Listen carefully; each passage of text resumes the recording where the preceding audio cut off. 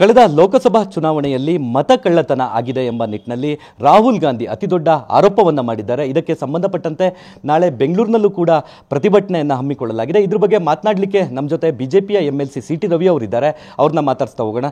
Sir, ಅತಿದೊಡ್ಡ ಆರೋಪ, ರಾಜ್ಯವೇ ಕರ್ನಾಟಕದತ್ತ ನೋಡ್ತಾ ಇದೆ, ಒಂದು ಕ್ಷೇತ್ರದಲ್ಲಿ ಮತಗಳ್ಳತನವಾಗಿದೆ ಅಂತ ಹೇಳಿದ್ದಾರೆ, ದಾಖಲೆ ಕೂಡ ನೀಡಿದ್ದಾರೆ. ಇದ್ರ ಬಗ್ಗೆ ಈ ಸುಳ್ಳರು ಕಳ್ಳರು ಜಾಸ್ತಿ ಸೌಂಡ್ ಮಾಡ್ತಾರೆ. ಆಧಾರ ಇದ್ದರೆ ಅವ್ರು ಕೋರ್ಟಿಗೆ ಹೋಗೋರು, ಆಧಾರ ಇದ್ದರೆ ಆಧಾರ ಸಮೇತ ದೂರು ಕೊಡ್ತಿದ್ರು. ಇದುವರೆಗೂ ದೂರು ಕೊಟ್ಟಿಲ್ಲ, ಇದುವರೆಗೂ ಕೋರ್ಟಿಗೆ ಹೋಗಿಲ್ಲ. ಈ ಬೀದಿಯಲ್ಲಿ ದೊಂಬರಾಟ ಮಾತ್ರ ಮಾಡ್ತಿದ್ದಾರೆ. ಆ ದೊಂಬರಾಟ ಮಾಡೋ ಉದ್ದೇಶ ಏನು ಅಂತ ಹೇಳಿದ್ರೆ, ಈ ಕಡೆಗೆ ಗಮನ ಸೆಳೆಯೋದು, ಎರಡನೇದು ತಪ್ಪು ಮೆಸೇಜ್ ಕೊಡೋದು. ಈಗ ಅವರು ತಪ್ಪು ಮೆಸೇಜ್ ಕೊಡೋದಕ್ಕೆ ಮತ್ತು ತನ್ನ ಕಡೆ ಗಮನ ಸೆಳೆಯೋದಕ್ಕೆ ಸಂವಿಧಾನಬದ್ಧ ಸಂಸ್ಥೆಗಳ ವಿರುದ್ಧ ಆಧಾರ ರಹಿತ ಆರೋಪವನ್ನು ಮಾಡ್ತಿದ್ದಾರೆ. ನೋಡಿ, ನಿಮಗೂ ಗೊತ್ತು, ನಮಗೂ ಗೊತ್ತು, ಚುನಾವಣಾ ಆಯೋಗ ದೆಹಲಿನಲ್ಲಿ ಒಂದು ಕಚೇರಿ ಹೊಂದಿರುತ್ತೆ, ಬೆಂಗಳೂರಿನಲ್ಲಿ ಒಂದು ಕಚೇರಿ ಹೊಂದಿರುತ್ತೆ, ಇನ್ನೆಲ್ಲೂ ಅದಕ್ಕೆ ಕಚೇರಿಗಳಿಲ್ಲ.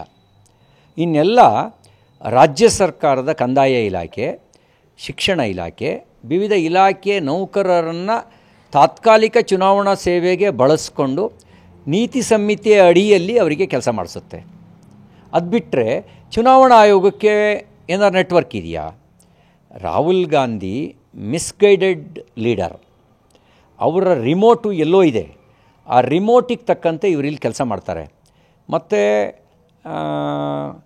ತಿಳುವಳಿಕೆ ಕೊರತೆ ಇದೆ ಅಂತ ಹೇಳೋ ಅಥವಾ ಬೇರೆ ಏನೋ ಸಮಸ್ಯೆ ಇದೆ ಅಂತ ಹೇಳೋ ನಂಗೆ ಗೊತ್ತಿಲ್ಲ. ಯಾಕೆಂದರೆ ವ್ಯವಸ್ಥೆ ಹೇಗೆ ಕೆಲಸ ಮಾಡುತ್ತೆ ಅನ್ನುವಂಥ ಸಾಮಾನ್ಯ ಜ್ಞಾನವೂ ಇಲ್ಲ. ಜಿಲ್ಲೆನಲ್ಲಿ ಡಿಸ್ಟಿಕ್ ಕಮಿಷನರು ಅಂದರೆ ಡಿ ಸಿ ಅವರು ಡಿಸ್ಟಿಕ್ ಎಲೆಕ್ಟ್ರೋರಲ್ ಆಫೀಸರ್ ಆಗಿರ್ತಾರೆ, ಅವರು ಮಾನಿಟರ್ ಮಾಡ್ತಾರೆ. ಅವ್ರ ಕೆಳಗಡೆ AC ಮತ್ತು AC ಕೇಡರ್ರು ಇರ್ತಾರೆ. ಅವ್ರ ಕೆಳಗಡೆ ತಹಸೀಲ್ದಾರರು ಮತ್ತು ಸ್ಪೆಷಲ್ ತಹಸೀಲ್ದಾರರು ಇರ್ತಾರೆ. ಅವ್ರ ಕೆಳಗಡೆ 10 ಬೂತಿಗೆ ಒಬ್ಬರನ್ನ ಸೂಪರ್ವೈಸರ್ ಮಾಡಿರ್ತಾರೆ. ಕೆಳಗಡೆ BLO ಇರ್ತಾರೆ, ಬೂತ್ ಲೆವೆಲ್ ಆಫೀಸರ್ ಇರ್ತಾರೆ. ಬೂತ್ ಲೆವೆಲ್ ಆಫೀಸರು ಬಹುತೇಕ ಶಿಕ್ಷಣ ಇಲಾಖೆ ಮತ್ತು ಕಂದಾಯ ಇಲಾಖೆ ನೌಕರರು ಇರ್ತಾರೆ. ಕರ್ನಾಟಕದಲ್ಲಿ ಕಾಂಗ್ರೆಸ್ ಸರ್ಕಾರ ಇದೆ. ಕಾರ್ಯಾಂಗದ ಮೇಲಿನ ಹಿಡಿತ ಶಾಸಕಾಂಗಕ್ಕಿರುತ್ತೆ. ಶಾಸಕಾಂಗದ ಮುಖ್ಯಸ್ಥರು ಯಾರು? ಮುಖ್ಯಮಂತ್ರಿ, ಸಂಪುಟ ಸಚಿವರು. ಮತಗಳ್ಳತನ ಮಾಡುವ ಅವಕಾಶ ಯಾರಿಗಿದೆ? ಈ ಕಳ್ಳರಿಗಿದೆ.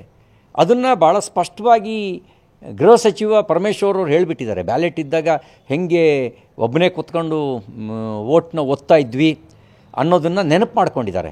ಅವರುಗಳು ಒಬ್ಬೊಬ್ಬರೇ ಕೂತ್ಕೊಂಡು ವೋಟ್ ಎತ್ತಿದ್ದ ದಿನ.